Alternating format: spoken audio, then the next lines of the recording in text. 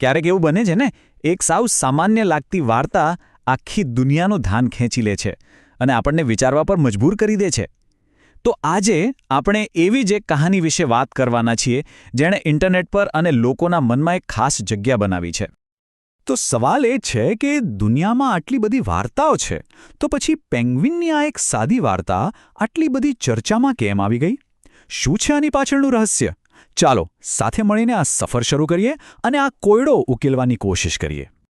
તો આ આખી વાયરલ ઘટનાની શરૂઆત ક્યાંથી થઈ? જો આ ખાલી એક વાર્તા નથી રહી, હવે તો આ એક એવી ઘટના બની ગઈ છે જેણે લોકોના દિલમાં અને સોશિયલ મીડિયા પર તો જાણે કબજો જ જમાવી લીધો છે. બધી વાતની શરૂઆત અહીંથી થાય છે. જુઓ, કહેવાય છે કે હાલ પેંગ્વિનની સ્ટોરી ખૂબ ચાલી રહી છે.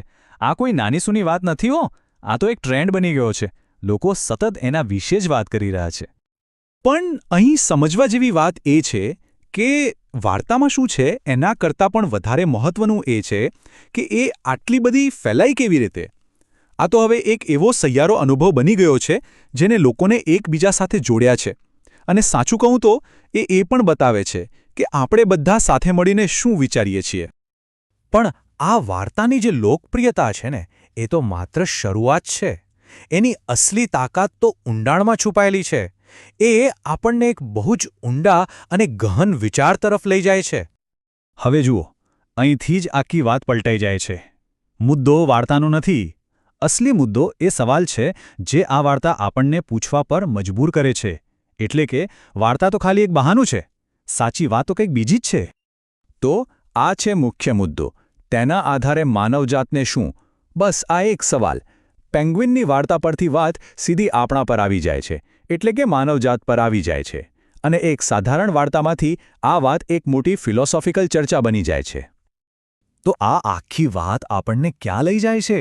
એ વિચાર પર કે આપણે પ્રાણીઓની વાર્તાઓને એક બોધકથા તરીકે કેવી રીતે વાપરીએ છીએ. આ વાર્તાઓ આપણા માટે એક અરીસા જેવું કામ કરે છે, જેમાં આપણે આપણો પોતાનો સ્વભાવ, આપણો સમાજ અને આપણી નૈતિકતાને જોઈએ છીએ.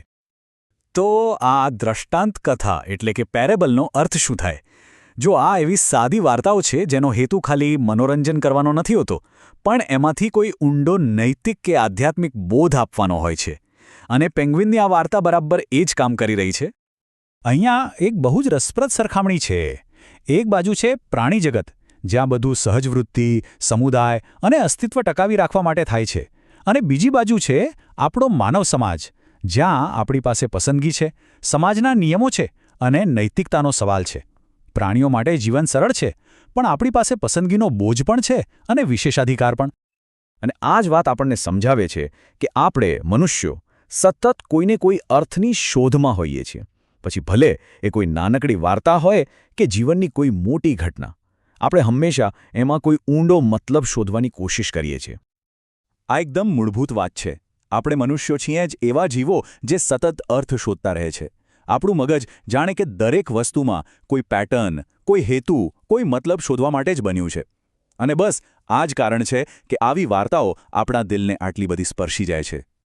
તો પછી આવી વાર્તાઓ આટલી બધી કેમ ચાલે છે?